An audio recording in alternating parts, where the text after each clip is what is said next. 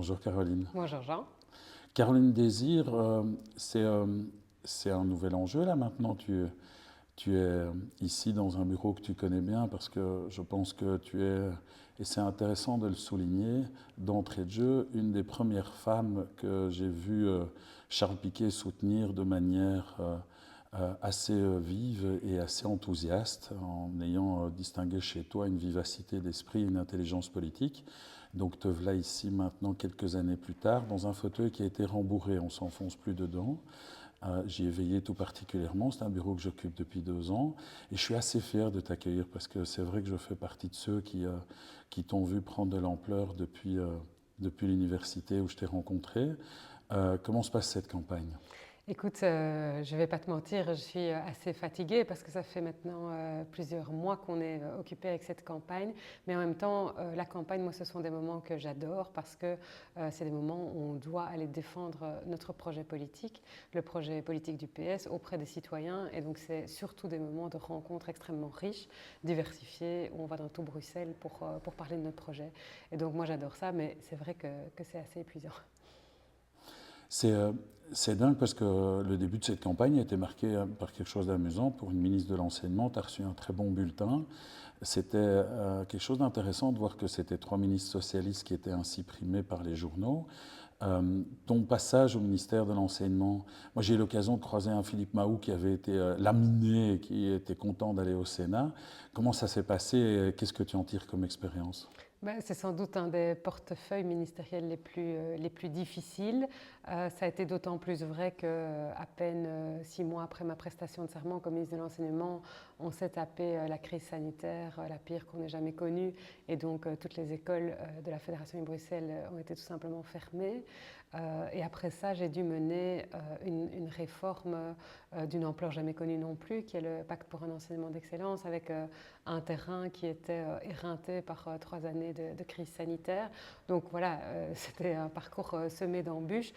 Et en même temps, j'étais vraiment animée par la volonté de garder le cap, parce que je crois que cette réforme de notre système scolaire, elle était absolument indispensable, et notamment pour protéger les plus fragiles parmi les enfants et les adolescents, et faire en sorte qu'ils aient tous les mêmes chances de réussir à l'école, parce qu'on sait que notre système scolaire est beaucoup trop caractérisé par ces inégalités. Et donc voilà, je voulais nous donner l'ambition de faire mieux. Il y a des systèmes scolaires qui se sont réformés et qui font aujourd'hui mieux, et donc il n'y a pas de fatalité. En tout cas, nous, on refuse comme socialistes la fatalité sur un sujet aussi important que l'éducation, parce que pour moi, l'école est un levier d'émancipation formidable. Donc, pour me résumer, oui, je suis très fière d'avoir reçu un bon bulletin dans le soir, parce que c'est vrai que ça a été 5 années difficiles, où j'ai essayé à la fois de tenir le cap des objectifs politiques et à la fois de lâcher du lest, de rester souple dans les moments où c'était nécessaire pour garder l'adhésion du terrain. C'est amusant, j'ai une anecdote que j'ai envie d'évoquer avec toi. C'est clair qu'à une époque, les pédagonautes sont venus me voir quand j'étais au CPS de Saint-Gilles et ils cherchaient des contacts pour développer leur projet. Et c'est toi qui nous les avais amenés et j'ai eu l'occasion de les confier à un certain Alain Hutchinson à l'époque et je fais un enseignement. Et c'est vrai qu'aujourd'hui, le lycée intégral Roger Lallemand, et ce nom n'est pas indifférent pour nos convictions et notre éthique en politique, est un bébé qui fonctionne très bien avec de la pédagogie active. Et est-ce que quand tu y passes, tu es assez fier de cette aventure? Complètement. Et moi, je te dirais, je ne suis pas une fan du pouvoir pour le pouvoir. Moi, ce qui m'intéresse dans le pouvoir, c'est de pouvoir changer les choses, en fait. C'est vraiment ça qui m'anime. Je suis aussi fière quand je passe effectivement devant le lycée intégral Roger Lallemand et que je vois les premiers élèves de Réto qui sont sortis l'année passée. On a concrètement changé les choses. On a permis d'avoir une école à pédagogie active dans le réseau officiel à Saint-Gilles. Je pense que c'est très important pour compléter la diversité de l'offre pédagogique à Bruxelles. Mais je suis aussi fière quand, par exemple, j'ai pu réaliser des logements accessibles à des familles précarisées dans le cadre de contrats de quartier quand j'étais échevine. Je trouve que voilà, quand on se dit si j'avais pas été là, il n'y aurait peut-être pas eu ci ou ça, on a l'impression de faire œuvre utile, quoi. C'est vraiment ça qui m'anime. Oui. Et c'est clair que cette relation entre la commune et les régions, la communauté ou le fédéral maintenant. Tu connais bien la musique. Comment est-ce que tu envisages cette relation avec le municipaliste que moi j'entends de rester? C'est clair que je me présenterai au suffrage pour continuer le majorat à Saint-Gilles. Comment est-ce que tu envisages cette relation de tes futurs portefeuilles, je l'espère, ou en tout cas de tes positions au niveau fédéral pour nous soutenir? Je crois que la commune, c'est un enjeu de pouvoir très très important parce que en fait c'est la première ligne quoi. C'est les bourgmestres et les échevins qui sont en contact direct avec les citoyens, sans filtre presque. On voit les citoyens, ils s'adressent à leurs échevins et à leurs bourgmestres de manière très très directe. Parfois c'est très dur, il faut aussi le souligner. C'est de plus en plus dur sans doute pour les élus locaux. Donc d'abord toute mon admiration pour ceux qui s'engagent au niveau municipal. Et puis voilà, on doit effectivement être dans le dialogue permanent, quel que soit le niveau de pouvoir où on exerce. Moi, ça a été le cas comme ministre de l'Enseignement. J'étais en permanence en contact avec les échevins de l'instruction publique parce que c'est très très important d'entendre tout le temps leur retour. Comme c'est la première ligne, c'est aussi ceux qui peuvent le plus vite nous faire remonter des difficultés sur le terrain. C'est vraiment nos sentinelles aussi. Et donc c'est absolument important d'être en contact.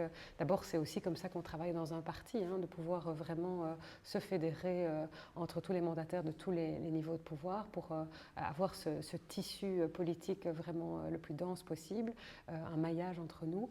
Non, je crois que c'est un niveau de pouvoir essentiel, d'autant plus à un moment où l'extrême droite monte partout en Europe. Je crois que les communes sont vraiment un rempart aussi en termes de démocratie.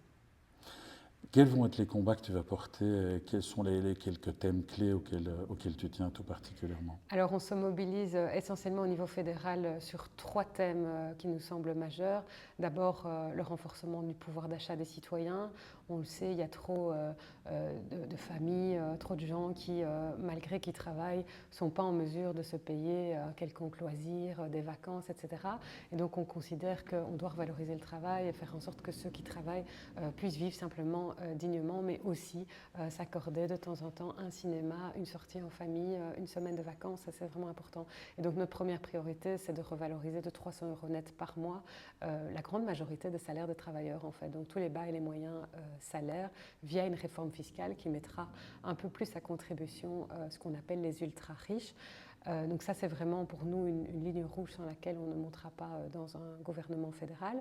La deuxième chose qui me semble absolument prioritaire, c'est de poursuivre l'investissement dans les soins de santé. On ne considère d'ailleurs pas ça comme une dépense comme une autre, c'est vraiment un investissement, les mots ont leur sens. On a énormément d'enjeux qu'on doit rencontrer pour faire face aux besoins de la population. Je pense par exemple à l'enjeu du vieillissement de la population. On vit de plus en plus âgé, heureusement. Il faut faire en sorte que ça puisse se faire dans les meilleures conditions possibles. Donc il y a tout l'enjeu du maintien à domicile, par exemple. On voudrait développer un nouveau plan cancer, un nouveau plan maladie chronique. On a par ailleurs absolument une urgence à améliorer les conditions de travail de notre personnel soignant, sans quoi notre système pourrait littéralement craquer. On n'a plus assez d'infirmières, on en a énormément qui partent en burn-out ou qui quittent le métier, ce qui reporte mécaniquement la charge sur ceux et celles qui restent. On a des pénuries de médecins qui ont été organisées politiquement sous pression de la Flandre, pardon, avec la politique du contingentement, des quotas inamis. Donc on doit faire très très attention à ça parce que si on ne réinvestit pas dans nos soins de santé, si on n'améliore pas les conditions de travail de notre personnel soignant, on a un vrai risque d'avoir une médecine à 2 vitesses qui se développe selon qu'on soit riche ou pauvre, selon qu'on puisse accéder à un médecin non conventionné ou pas. Et ça, évidemment, quand on est socialiste, quand on se bat pour la solidarité, pour un maintien fort de la sécurité sociale, c'est pas acceptable. Et alors, toujours en santé, je pense qu'on doit vraiment rendre les soins de santé plus accessibles à tous. On a encore quasiment une personne sur 2 côté francophone qui reporte des soins pour des raisons financières. Et dernière priorité qui me tient vraiment à cœur, c'est la question de la santé mentale et de la santé mentale des jeunes en particulier, parce qu'on a encore une série de jeunes qui ne s'est pas très bien relevé de la succession des crises qu'on a connues. Et la santé mentale, c'est prioritaire. On doit continuer à lever les tabous autour de la consultation des psychologues et renforcer l'offre de soins accessibles pour les adolescents et les jeunes qui souffrent. Alors, j'avais dit 3 enjeux, ça c'était le deuxième. C'est bien, tu es dans le bureau d'un type qui parle tout le temps. C'est un peu long, mais... Tu viens de le flatter en plus parce qu'il adore les hôpitaux publics. Tu sais qu'on y tient. À Chies, qu'on prend la commune d'Ixelles qui était chère. Et c'est vrai que l'accès aux soins et les hôpitaux publics sont un de nos gros enjeux. J'ai oublié de le dire, je termine vite avec ça. Pourquoi est-ce que je défends à ce point-là l'investissement dans les soins de santé? Parce que les partis de droite sont déjà en train d'annoncer qu'ils veulent faire des coupes sombres dans les budgets de la santé. Or, ça nous paraît être une pure folie à peine 3-4 ans après la crise sanitaire. Le dernier enjeu, je vais aller vite, mais c'est pour faire aussi le lien avec nos amis municipalistes, c'est la sécurité et la justice. Là aussi, c'est un peu le même enjeu. La droite veut couper dans des dépenses de services publics qui sont essentielles. C'est ce qu'ils ont fait d'ailleurs à l'époque de la Suédoise dans le gouvernement MRNVA et on voit les dégâts aujourd'hui. Et donc nous, on pense au contraire qu'on doit investir, qu'on doit renforcer les moyens de la police judiciaire fédérale et du parquet parce qu'on fait face aujourd'hui à des grosses difficultés en termes de criminalité organisée. Ça a des répercussions sur la sécurité de nos habitants dans nos quartiers et malheureusement, mais on ne peut pas demander à la police locale seule d'affronter un type de criminalité organisée auquel on n'est pas habitué à Bruxelles. Il nous faut des experts en la matière. C'est le fédéral qui a l'expertise nécessaire. Et donc, on considère que oui, c'est une question de moyens humains et on doit venir en aide à nos municipalistes et à nos zones de police. Voilà, tu prêches un nouveau convaincu, parce que tu sais que moi c'était l'action sociale.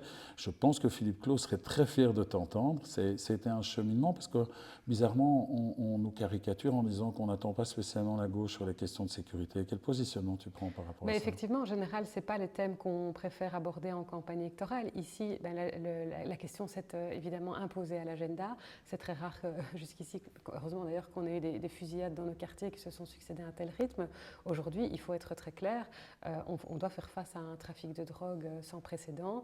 On a de la drogue qui se déverse en Belgique par le port d'Anvers et qui est très peu contrôlée à sa porte d'entrée. Ça génère énormément d'argent, évidemment, ces trafics. Et donc, il faut qu'on s'y attaque. Il faut qu'on s'attaque à l'argent qui est généré. Il faut qu'on s'attaque à la tête des réseaux. Et pour ça, on a besoin d'aide.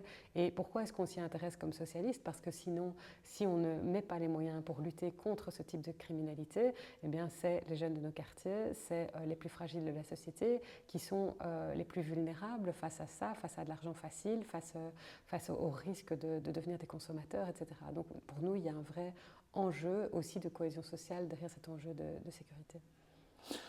Il y a une chose qui n'aura pas échappé, je le disais en commençant, on est dans un bureau qui finalement principalement était occupé par des hommes et y voir une femme, une chose importante, la place d'une femme en politique, tu n'as plus besoin d'en faire la démonstration, mais quel regard tu jettes justement de cette spécificité sur le monde politique aujourd'hui et les choses qui vont devoir être faites pour changer le mode de négociation, habiter l'État fédéral.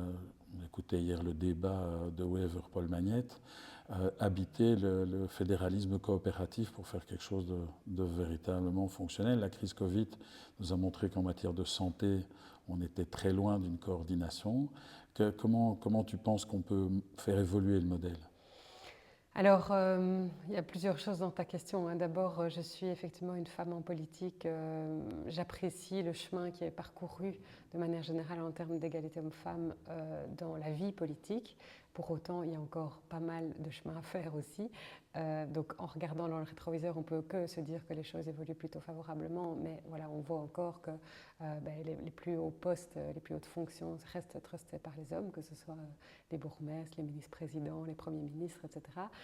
Et que voilà, les femmes aussi doivent prendre toute leur place et que pour ça, il faut qu'on puisse imposer des règles, notamment des règles internes au parti. Je dois dire que moi, je suis très fière aussi de pouvoir être une sorte de rôle modèle, ou au moins pouvoir incarner une fonction ministérielle en étant une femme et pouvoir dire à des petites filles, en fait, c'est possible simplement d'être ministre quand on est une femme. Pour moi, c'est important. Et alors, pour ce qui concerne l'institutionnel, je dirais qu'on est certainement à la croisée des chemins. On voit la NVA qui continue à vouloir détricoter l'État fédéral, aller toujours plus loin dans le dépassement de l'État et de la solidarité. Pour nous, c'est un no-go, évidemment. On n'est pas favorable à une 7e réforme de l'État. On n'est pas favorable à moins de solidarité entre les Belges. On n'est pas favorable à un démantèlement de la sécurité sociale. Donc voilà, notre position est assez claire. Par contre, on peut toujours réfléchir à de la tuyauterie institutionnelle, et notamment entre francophones, si c'est dans le but de faire mieux fonctionner les services à la population. Je crois que ça doit être notre boussole. S'il y a des raisons de rationaliser, c'est vrai qu'on pense souvent aux compétences de la santé suite au Covid. Je pense qu'on peut faire beaucoup mieux pour regrouper des compétences, par exemple, communautaires et régionales en matière de prévention, des choses comme ça. Mais ça, c'est un travail qu'on peut faire en intra-francophone, mais seulement si je pense que ça a une plus-value pour les citoyens. C'est ça qui doit nous orienter. Merci Caro. Merci. C'est toujours un plaisir. Merci à toi. Et bonne chance pour la suite. Merci. Moi, je serai de toute façon très fier du parcours accompli et du parcours que tu vas poursuivre. Merci Jean.